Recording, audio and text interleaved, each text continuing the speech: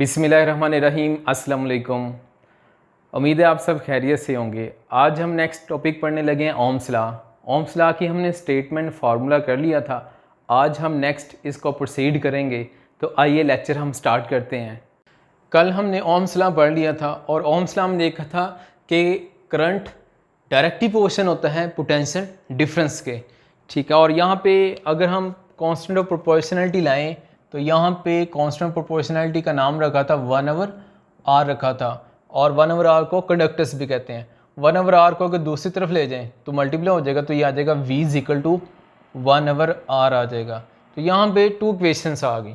अगर इसको मैं यूँ लिखूँ तो ये यूँ लिख सकते हैं, ये क्या इधर बन जाएगा I = ठीक है, ये v/r बन जाएगा, ठीक है। यहाँ पे टू इक्वेशंस आ गई, एक ये वाली आ रही है, दूसरी ये वाली आ रही है। इसको हम ओम्स लॉ कहेंगे। I = v/r क्या है? Ohm's law. और ये जो है ये क्या है? ये रिजल्ट ऑफ ओम्स लॉ है, क्योंकि इसको r को इधर मल्टीप्लाई करते हैं तो ये आ जाएगा। तो ये v = IR result of Ohm's law है और I = v/r ओम्स लॉ है, ठीक है। ये हमने ओम्स लॉ देख लिया, ये लास्ट टाइम हमने पढ़ लिया था। यहाँ पे R रेजिस्टेंस है। हम रेजिस्टेंस को देखने लगे हैं, रेजिस्टेंस क्या होती है।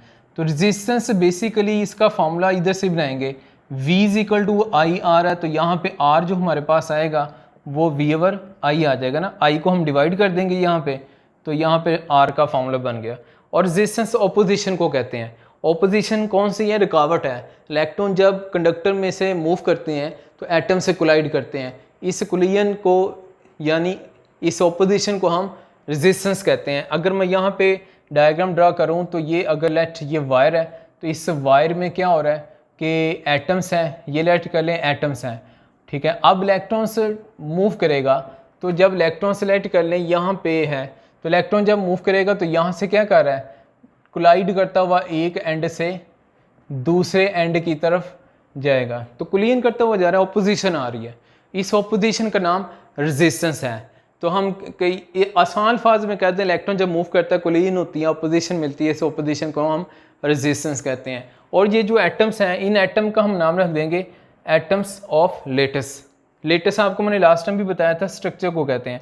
अगर ये स्ट्रक्चर है तो इस स्ट्रक्चर के एटम्स होंगे, ये इसके कॉर्नर पे एटम्स हैं, ठीक है। तो इनका नाम एटम्स का नाम, इस स्ट्रक्चर के एटम का नाम रख देंगे एटम्स ऑफ लेटस, ठीक है। तो इलेक्ट्रॉन किससे कोलाइड कर रहे हैं? एटम ऑफ लेटस के साथ। जब इलेक्ट्रॉन एटम ऑफ लेटस के साथ कोलाइड करेंगे तो ऑपोजिशन मिलेगी, और इस ऑपोजिशन को मेजर कर लेंगे। इसी ऑपोजिशन का नाम हम इलेक्ट्रिक रेजिस्टेंस या रेजिस्टेंस कह देंगे। तो ये हमारी बुक में डेफिनेशन लिखी हुई है रेजिस्टेंस की, क्या है? The measure of opposition to the flow of electron due to continuous bumping of electron with the atoms of lattice is known as electric resistance. Continuous bumping का मतलब है कि ये बम्पिंग हो रही है, यानी इलेक्ट्रॉन एटम के साथ कोलाइड करेगा। आसान अल्फाज में इलेक्ट्रॉन की कोलिजन है या रुकावट है, जो रेजिस्टेंस है, ऑपोजिशन है, उसको हम ऑपोजिशन को हम रेजिस्टेंस कह रहे हैं। अब रेजिस्टेंस का हमने यूनिट देखना है। इसका यूनिट होता है ओहम्स, और ओहम इक्वल होता है वोल्ट। पोटेंशियल डिफरेंस का यूनिट वोल्ट होता है, करंट का यूनिट एम्पेयर होता है। तो ओहम इज यूनिट है रेजिस्टेंस का, और ओहम इक्वल होता है वोल्ट पर एम्पेयर के।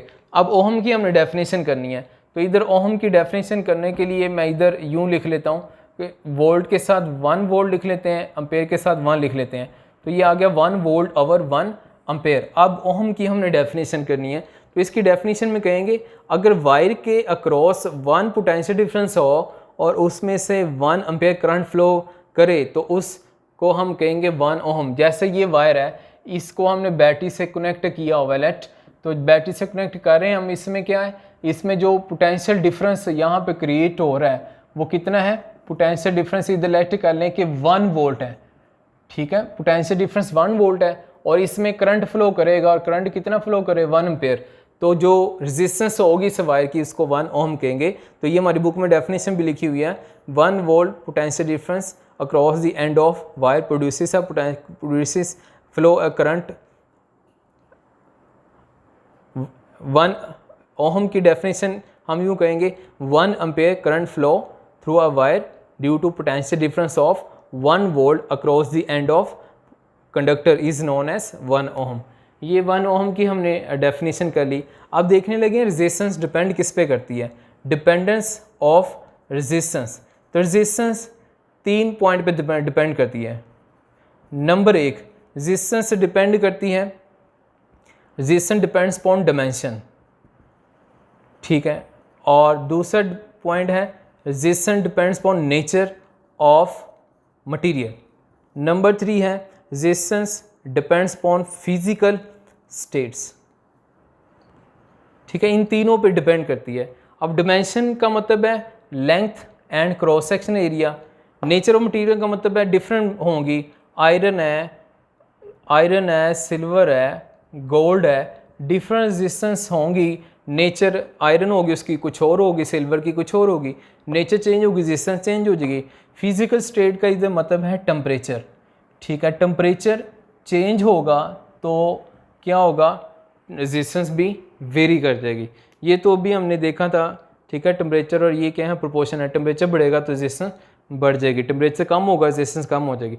ये भी बड़े सिंपल्स हैं। आयरन की कुछ और होती है, सिल्वर की कुछ और होती है। हमारी टेबल में इनकी दी हुई है कंडक्टिविटी, रेजिस्टेंस डिफरेंट होगी तो नेचर डिफरेंट है तो इनकी रेजिस्टेंस डिफरेंट है। ये सिंपल हो गए। अब डिमेंशन पे आ जाएं।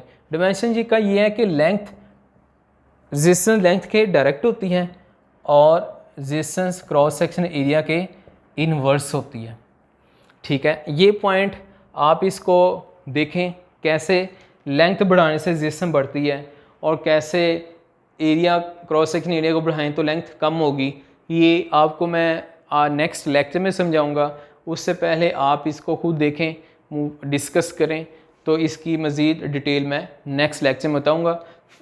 सिंपल मैंने बता दिया, रेजिस्टेंस और लेंथ डायरेक्ट होते हैं, रेजिस्टेंस और क्रॉस सेक्शन एरिया इनवर्स होते हैं, ठीक है। तो ये हमने इसकी डिपेंडेंस भी देख ली। रेजिस्टेंस को अब एक एग्जांपल से देख लेते हैं। तो आप देखें ज़रा इस स्क्रीन पे, यहाँ पे आप देख रहे हैं कि 3 पर्सन है। एक ने पकड़ा हुआ है, रोका हुआ है, जिसका नाम ओहम है, और जो गुजरना चाह रहा है इस पाइप के अंदर से उसका नाम हमने एम्पेयर रखा हुआ है, और जो पीछे से इसको पुश कर रहा है, जो पुश कर रहा है उसको हमने नाम रखा हुआ है वोल्ट। तो वोल्टेज क्या ऐसी है जैसे प्रेशर है, प्रेशर की तरह होता है, ये पुश करता है। और रेजिस्टेंस का यूनिट ओहम होता है। ओहम ऐसे ही है जैसे ये इलेक्ट्रॉन को अपोज करता है, रोकता है। और जो एम्पेयर है, करंट का यूनिट है, एम्पेयर करंट, यानी वो फ्लो करना चाह रहा है। तो रेजिस्टेंस क्या करती है, रोकती है, अपोज करती है, जैसे कि आप इस डायग्राम पे देख लिया। अब देखने लगे हैं ओहमिक और नॉन ओहमिक कंडक्टर क्या होते हैं। ओहमिक कंडक्टर उनको कहते हैं जो ओम्स लॉ को ओबे करते हैं। ओम्स लॉ को ओबे करने का मतलब है कि करंट पोटेंशियल डिफरेंस के डायरेक्ट पोर्शन होगा, और जब करंट पोटेंशियल डिफरेंस के डायरेक्ट पोर्शन होगा तो हमें पता है रेजिस्टेंस कांस्टेंट रहती है, और जब रेजिस्टेंस कांस्टेंट रहे तो हमें पता है ये प्रोपोर्शन है टेम्परेचर के, तो टेम्परेचर भी कांस्टेंट रहेगा।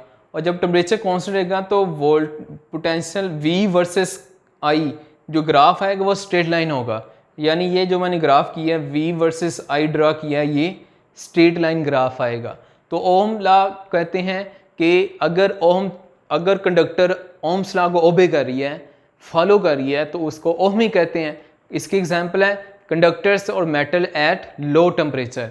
और ये मैंने आपको पॉइंट्स बता दिए, अगर ओहमिक होगा तो ये पॉइंट्स फॉलो कर रहे होंगे।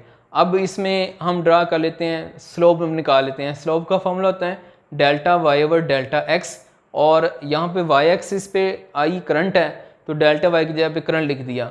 डेल्टा एक्स एक्सिस के लॉन्ग वी है तो डेल्टा एक्स की जगह पे वी लिख दिया, तो ये आई ओवर वी बन गया। और आई ओवर वी हमें पता है ये किसके इक्वल होता है, 1 ओवर आर के इक्वल होता है। तो ये स्लोप का फॉर्मूला क्या बन गया, slope is equal to 1 over R. 1 over R किसको कहते हैं, 1 ओवर आर कहते हैं कंडक्टेंस को। 1 over R reciprocal of resistance है, और रेसिप्रोकल रेजिस्टेंस किसके इक्वल होती है, कंडक्टेंस के इक्वल होती है। तो आपको पता होगा ये स्लोप कंडक्टेंस के इक्वल आ रही है। अब देख लेते हैं नॉन ओहमिक को। नॉन ओहमिक क्या होते हैं, वो कंडक्टर्स जो ओम्स लॉ को ओबे नहीं करती, फॉलो नहीं करती, उनको नॉन ओहमिक कहते हैं। अब इसमें क्या होगा, ये सारे पॉइंट जो आ रहे हैं इनको रिवर्स कर दें। अब इधर रिवर्स करते हैं, वहाँ पे कहा था करंट पोटेंशियल डिफरेंस का डायरेक्ट है, तो इधर कहेंगे करंट पोटेंशियल डिफरेंस का डायरेक्ट नहीं है। जब डायरेक्ट नहीं होगा तो रेजिस्टेंस भी कांस्टेंट नहीं होगी। जब रेजिस्टेंस कांस्टेंट नहीं होगी तो टेम्परेचर कांस्टेंट नहीं रहेगा, और जब टेम्परेचर कांस्टेंट नहीं रहेगा तो हम कहेंगे V versus I graph straight line नहीं आएगा। जब स्ट्रेट लाइन नहीं आएगा तो कर्व हो जाएगा। अब कर्व कैसे होगा, यहाँ पे मैं डायग्राम ड्रा कर लेता हूँ। y axis, x axis, x axis पे वोल्टेज, y एक्सिस पे करंट है। तो अब ये ग्राफ इस तरह से आ रहा है स्ट्रेट, और स्ट्रेट से अब थोड़ा सा ये बेंड कर देगा। एक्चुअली ग्राफ को यहाँ पे स्ट्रेट होना चाहिए, ठीक है, लेकिन स्ट्रेट नहीं रहा, ये थोड़ा सा क्या हो गया, बेंड हो गया। बेंड होना क्या बता रहा है कि ये नॉन ओहमिक है, ये बेंड हो गया, यानी स्ट्रेट लाइन नहीं रहा, जिसको हम कर्व भी कहेंगे। अगर ग्राफ कर्व लाइन आ जाए तो नॉन ओहमिक हो जाता है। ठीक हो गया, ये हमने ओहमिक और नॉन ओहमिक को देख लिया। और नॉन ओहमिक की एग्जांपल क्या है, नॉन ओहमिक की एग्जांपल है फिलामेंट ऑफ बल्ब। और बल्ब में आप देखें तो उसमें फिलामेंट होता है, वो जो फिलामेंट होता है बल्ब के अंदर वो क्या है, नॉन ओहमिक है। और सेमीकंडक्टर को जो होते हैं, सेमीकंडक्टर को हम कहते हैं, जैसे सेमीकंडक्टर कहते हैं पीरियोडिक टेबल के 4th ग्रुप के एलिमेंट को सेमीकंडक्टर कहते हैं, सिलिकॉन, जर्मेनियम। और इसमें हम देखते हैं डायोड इसकी एग्जांपल है। डायोड किसको कहते हैं, पीएन जंक्शन को कहते हैं। ये मैट्रिक में पढ़ा होगा हमने, सेकेंड ईयर में 18 चैप्टर में डायोड को पढ़ना है। तो अगर डायोड को देखें या सेमीकंडक्टर में देखें तो इसका ग्राफ ये आएगा, ये कर्व लाइन आ रहा है और इधर नेगेटिव एक्सिस में भी कर्व लाइन आता है, ठीक है, ये भी कर्व हो गया। और फिलामेंट का जो ग्राफ होता है वो ये मैंने ड्रा कर दिया, ये यू आ रहा है और बेंड हो गया, स्ट्रेट लाइन नहीं हुआ, डोटी लाइन में बता रहा है होना चाहिए था, लेकिन ये क्या कर गया, बेंड हो गया। तो ये फिलामेंट का ग्राफ है और ये सेमीकंडक्टर का है या डायोड का ये ग्राफ हमने देख लिया। तो अब हम नेक्स्ट देखते हैं, एक्सरसाइज का शॉर्ट क्वेश्चन दिया हुआ है, उसमें कहा गया है कि क्या डिफ़िकल्टी आती हैं फिलामेंट को चेक करते हुए कि ये फिलामेंट ओहमिक है या नहीं है। आसान फास में मैं फिलामेंट देखना चाहता हूँ, बल्ब के फिलामेंट को देखना चाहता हूँ ये ओहमिक है या नहीं, तो इसको चेक करेंगे तो हमें क्या डिफ़िकल्टीज आएंगी, तो डिफ़िकल्टीज हमने बतानी है। तो इसमें देखें, जब करंट इनिशियली, जब हम लाइट बल्ब ऑन करते हैं तो करंट इनिशियली 0 से स्टार्ट होगा।